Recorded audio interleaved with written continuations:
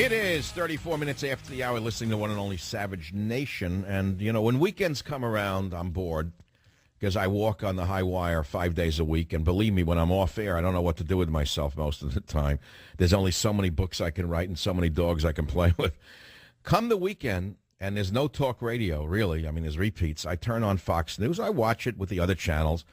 And there's one host who really excites me because she's so honest and so direct. Jeanine Pirro, Judge Pirro, has a show on Fox News on Saturdays. And I love her because I never met her, because she's a former prosecutor and a judge and an elected official from the state of New York. She knows what she's talking about, and she doesn't mince words. And so this weekend, she was talking about the VA scandal, and she said, "Welcome to Obama's America, where corruption, scandal, and lawlessness reign." I said, boy, this woman, you know, speaks my language. She ought to run for the presidency. I would back her 100%. I would donate money into our campaign. Judge Pirro, welcome to the Savage Nation. Honor to be with you. Oh, it is an honor for me to be with you as well, Michael. I must tell you that my mother is your biggest fan, Esther Ferris from upstate Elmira, New York.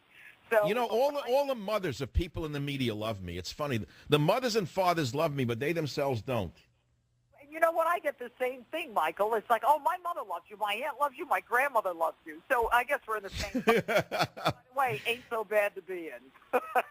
Judge, I was watching you talk about the VA scandal before the latest scandal about the release of the deserter, which we get hit with one wave after another, don't we? And what struck me most about your flawless presentation is that you said what the crimes were on the VA scandal. Do you care to repeat them on the show right now? Sure. Look, what went on in the Veterans Administration and the fact that everybody knew what was going on, as far as I'm concerned, and you said it, Michael, I've been a prosecutor, a judge, and a DA for 30 years. I run a major office in a metropolitan area where I was the chief law enforcement officer. This is an organized criminal enterprise, what went on in the Veterans Administration. The crime, negligent homicide. When you know that someone is going to die, you are their guardian, they are in your care. That is criminally negligent homicide, or under the federal statutes, involuntary manslaughter. Falsifying records, tampering with evidence, obstruction by intimidation of the whistleblowers, and it goes on and on. And as far as I'm concerned, this is something where we could actually do a RICO. It's almost like a mob family. Because what they're doing is they are doing this with the oldest of motives, and that is... Judge, are you sure you're not talking about the San Francisco area's voting situation here? There was a man indicted, Shrimp Boy. He's in prison. He dropped out of the race, and he received several 100,000 votes anyway. I mean, I was calling for the UN to come in and supervise our votes here. But we'll get back to that in a minute.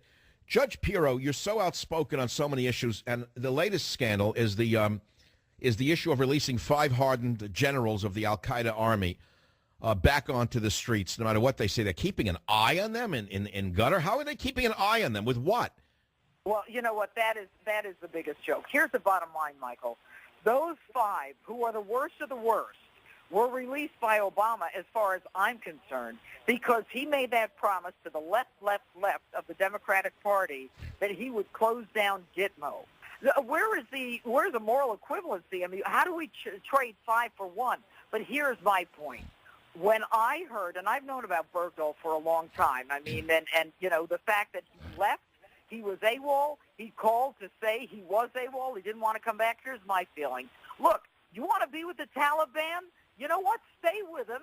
We can keep these 5 guys in Gitmo, and you can stay with the Taliban, and it's all good. But I'll tell you, this administration adds insult to injury when we've got the Secretary of Defense, Chuck Hagel, who calls Bo Bergdahl's family to offer support and medical care and tells us that it's a rush to judgment and unfair to start to label him. That's hogwash. You know why? He doesn't do that for the military families of the dead who have been killed in Afghanistan, but he does it for this guy. And I'm not afraid to say it, Michael. Bergdahl should have been left there. And he wanted to be with them. And he talks about not leaving a man behind, and we're talking about a man who allegedly walked off his post and left his belongings. But why don't they care about the U.S. Marine who's being viciously treated in Mexico right now, and they do nothing about him? But, you know, Judge Pirro, you called on May 4th for the impeachment of Barack Obama, which is very unusual for a mainstream individual in the media. Didn't you do that? Yes, I did. I thought that, the Constitution talks about high crimes and misdemeanors, and I think that what this president has done, think about it, we actually impeached Bill Clinton, the House did anyway, for having a sexual escapade with an intern. This guy has lied to the American people, our president. He's told them that they can keep their doctors, they can keep their health care. I know people with terminal cancer, and I've had them on my show, Justice with Judge Jeanine, and they have lost their doctor. They can't get the care that they need because this president lied to them. To me, Michael, that is a little more serious than somebody having a fling with an intern, all right? And if I we agree can with impeach you. a president for that, this man should be impeached, and it goes on and on and on. And he knew that we couldn't keep our health care. Now, with the Veterans Administration, he knew when he was running what a mess it was. And for him to come before us and say, Shinseki, then the VA secretary, didn't know, does he think we're stupid? I mean, they obviously think we're stupid. They keep selling us a bill of goods. And I'll tell you what, I think Judgment Day will be the midterms. I think that these midterms in 2014, the American people, if they don't get it, if they don't send a message, if we don't take the Senate, then you know what? Shame on us, because it has been one lie. I agree, but what worries a weekly scandal. Judge, what worries me, Judge, here's what worries me. Yes, of course, if there was a fair vote, the bums would be thrown out for all of the scandals. But why is Obama flooding America with 60,000 or more so-called children from Central America, putting them on military bases? I fear they're going to use all the illegal aliens in this country, as they did in a previous election, to vote again. I also fear, having seen what just happened in San Francisco, that they can literally adjust the vote electronically. That's what really frightens me, Judge. I think we've lost our democracy entirely under this administration. Michael, I don't know how else to say it. This America is no longer recognizable. The America that I grew up in, and the America that my father fought in World War II and my grandfather fought in World War II, is not the same. He is flooding this country. He is changing the demographics. He is creating basically a socialist state where there is this negative slant if you happen to work hard and then be a success. He thinks he's Robin Hood, and I hate to even give him that kind of positive image. But what he has done is he has changed America. To have the Justice Department, think about this, Michael, go after the voter ID laws when I have to show my ID to get into a building in Manhattan. There is not a Western democracy. Judge, there's not a country on earth that has a democracy that does not have voter ID. How in the world could they not have voter ID in this country? IRS does. And then to make health care 1/6 of the American economy, this country is not the America that I grew up in. And, Michael, I don't know how to say it, but I don't think it's going to get better. Okay, Judge, you and I see the world the exact same way, which is why I asked you to come on the show, and you so graciously agreed to do so. If those of us in the media who are willing to say what we see are speaking out so vociferously, and you going so far as to call for his impeachment, what do you fear? No, let's put it another way. Do you think anything that this man does could finally bring this administration down? What could happen to finally bring the American people to be aware of how corrupt the administration is? You know, it's a good question, Michael, and what I fear for this country is the creation of a generation of people who are on the dole, who don't believe in work, who don't believe in the ethic, what this country is about, and understand that we are, the descendants of people who worked the soil and fought hard for truth and justice. That's not the case anymore. This administration, I think the worst thing they've done, Michael, is they have shaded truth so that truth is no longer, the dividing line between good and bad. It's like, okay, we lied about Benghazi, and okay, we lied about the IRS, and but don't worry about it. We'll take care of you. We'll put you on disability. We'll give you food stamps. I am tired of senior citizens who have to decide between food and medicine, while we've got these freeloaders who came here illegally. I'm sorry, I'm not going to be an apologist. Well, Judge, on Monday night after he lied to us about this Bergdahl situation and the danger that he put us in by releasing the terrorists, he flew off to Poland and demanded $1.4 billion in emergency funding to house and feed at least 60,000 illegal aliens that he just brought in from Central America. By the way, Judge, here's something for your show. I know Guatemalans who made the trek through Mexico. They were beaten by the Mexicans, robbed by the Mexicans. The women were raped by the Mexicans. How do 60,000 children come here from Central America without being molested on their way through Mexico? How are they coming through a superhighway? Who's helping them in Mexico? What do you think? You answer the question. What, are we running Greyhound buses to Guatemala and to bring them in? Well, it's also, what it's like? It's like the Homeland Security buying all the bullets. I mean, and the uniforms. What's that about? It's almost as though you talk about wag the dog, Michael, and I have long agreed that this administration is wag the dog. But there's another movie I'm going to throw in here, and that's The Manchurian Candidate. And what we've got now is someone who is, to our faces, doing things that no one is standing up to. And these people in Congress are, they're held in such low esteem for good reason.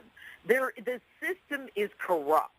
And for those people who think that they can actually go to Washington and make a difference, my fear is that they can never make a difference. There are some outstanding people. I have Jason Chaffetz on my show, congressman from Utah this weekend. Trey Gowdy's a congressman that I'm friendly with, who's going to be running the select committee. But, truth and justice has no place in Washington anymore. And Eric Holder, I call him in over his head holder, because this guy won't prosecute anybody. He won't prosecute anybody. And this VA scandal, Michael, is the worst of the worst. When we give health care to illegals, we give health care to convicted felons, and we can't give health care to people who are veterans who fought for us in our own hospitals, dying because some clerk wants to make some money. And Obama's resolution is, let's take away their 2014 bonuses. Really?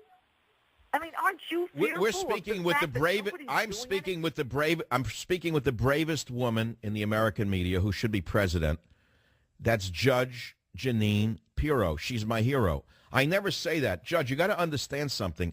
I'm so egotistical, I would never say that about anybody in the media, let alone anybody in politics. I love you. I think you should run for office. I don't think that's what you want to do.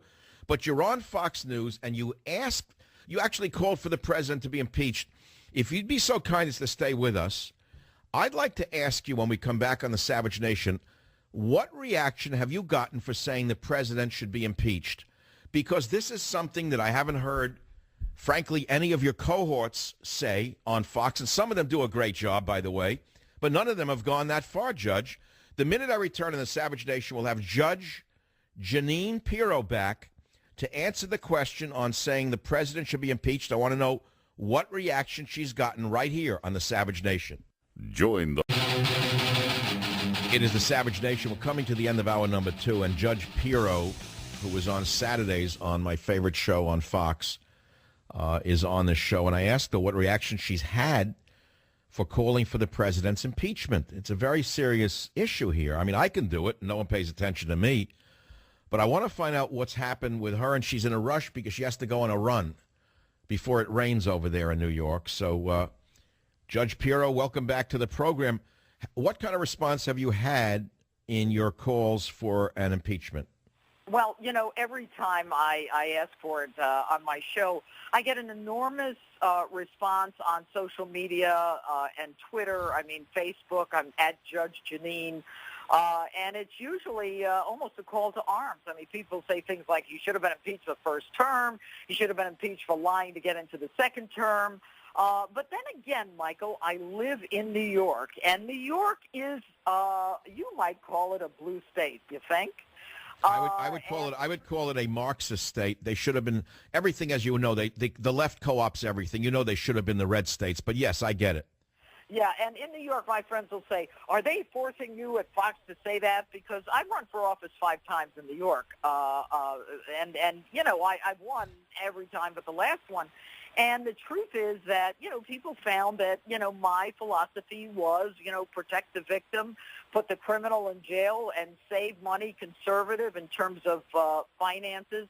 But my friends would say to me, you know, Jeanine, are the people at Fox forcing you to say that? And I'd say, hell no. I'm saying it because I believe it. I'm saying it because I can say whatever I want. Here's the bottom line. I've got evidence. I've got facts. And that's what my open is about. It's an opening statement to a jury, and I've tried many cases. And the whole point is, when you've got the evidence, when the facts are with you, there are certain conclusions that are inevitable. And the fact that people are not calling for this, for the most part, I think Republicans are fearful that they're losing their base, and that's because Obama is smarter than they are, in the sense that he's changing the demographic of the country. He's bringing in new voters. He's making people more reliant on government. So, of course, Obama's going to change everything. And Republicans are fearful that they'll be seen as way too political. But here's the bottom line. But Judge, I think you're the only one on Fox who's ever called for his impeachment. Isn't that true? You know, I think I might be. But you know what? For me, it's just I tell you what I think. I don't care. I know. Well, you're my kind of person. God bless you and your mother and your father, if he's no longer with us. Boy, did they produce a great woman in you. I still say you ought to run for office again. But stay where you are. We need you on television. Judge Pirro on Saturdays on Fox News. Thanks so much for being with us on the Savage Nation.